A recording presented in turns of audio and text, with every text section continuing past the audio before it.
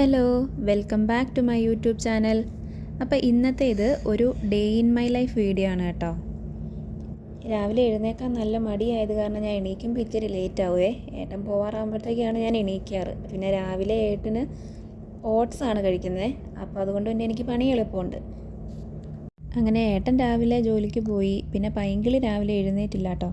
അപ്പോൾ ഇന്നലെ കിടക്കാനും താമസിച്ചു. പിന്നെ ഇന്നലെ പകലൊന്നും ഉറങ്ങിയുമില്ല. അപ്പോൾ ഞാൻ ഓർത്ത് താമസിച്ചായിരിക്കും എഴുന്നേക്കുള്ളായിരിക്കും എന്നോർത്ത് ഞാൻ നേരെ അടുക്കളയിലേക്ക് പോയേ.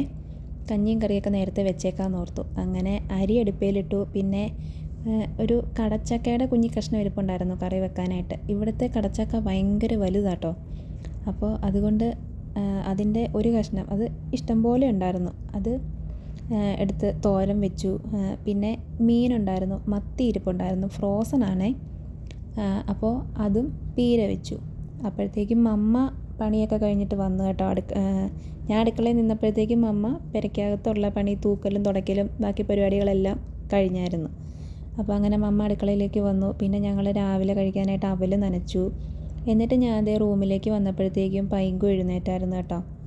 അപ്പോഴത്തേക്കും ഒരു 10-10:30 ആയി സമയം. പിന്നെ പൈങ്കുവിൻ്റെ കൂടെ കുറച്ച് നേരം അവിടെ ഇരുന്നു. അതൊക്കെ കഴിഞ്ഞിട്ട് പിന്നെ ഞങ്ങൾ പല്ലൊക്കെ തേച്ച്, ഞാനും ചായയൊന്നും കുടിച്ചില്ലായിരുന്നു കേട്ടോ. പൈങ്കു എഴുന്നേക്കട്ടെന്ന് ഓർത്തുകൊണ്ട് നോക്കിയിരിക്കുമായിരുന്നു. പിന്നെ അത് കഴിഞ്ഞ് പിന്നെ ഞങ്ങൾ ഒരുമിച്ച് പോയി പല്ലൊക്കെ തേച്ചു. പിന്നെ രാവിലെ കട്ടൻ കാപ്പിയാണേ കുടിക്കുന്നത്. ചില ദിവസം വല്ലതാണ് പാൽ കുടിക്കാറുള്ളൂ. അപ്പോൾ രാവിലെ കാപ്പി എടുത്തു. പിന്നെ അപ്പോഴത്തേക്കും പൈങ്കു ഇതേ കഴിച്ചു തുടങ്ങി കേട്ടോ. പൈങ്കുവിന് വിശക്കുന്നുണ്ടായിരുന്നു. രാവിലെ വിശന്ന് പോയി അത്രയും താമസിച്ചതുകൊണ്ട്.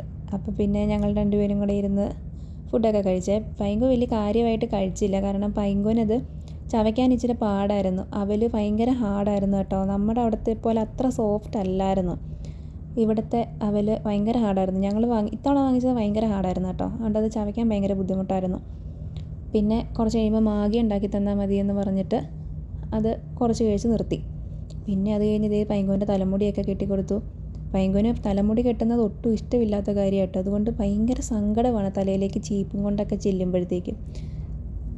ഇന്ന് പിന്നെ വീഡിയോ എടുക്കുന്നതുകൊണ്ടാണ് ഇത്രയിലും കരയാതെ ഇരിക്കുന്നത്. അല്ലെങ്കിൽ ഇവിടെ ഭയങ്കര ബഹളമായിരിക്കും തലമുടി കെട്ടുമ്പോഴേ.